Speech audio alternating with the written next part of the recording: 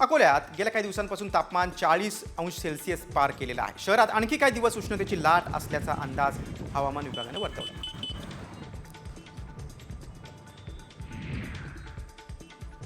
परभणी जिल्ह्यात 3 दिवसांपासून उष्णतेची लाट आहे. तापमान 38 अंशांवर गेलंय. वाढत्या तापमानाचा सगळ्यांनाच फटका बसतोय. कडक उन्हामुळे दुपारी रस्त्यावर अगदी गल्लीबोळात देखील कोणीच नसतं.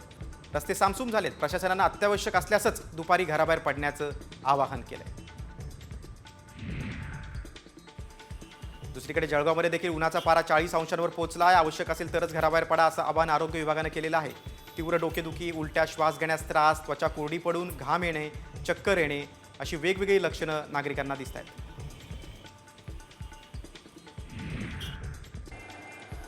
नागपूरमध्ये तापमानाचा पारा 40 पार गेला आहे. शुक्रवारी दुपारी नागपूर परिसरात 41 अंश सेल्सिअस तापमान होतं. प्रशासनानं नागरिकांना काळजी घेण्याचं आवाहन केलं.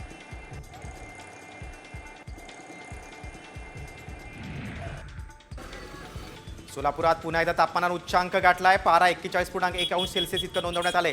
तापमान दररोज नवनवे उच्चांक गाठत असल्यामुळे सोलापूरकरांची लाहीलाही होते. वाढत्या उन्हाच्या तापमानानं सोलापूरकर हैराण झाले.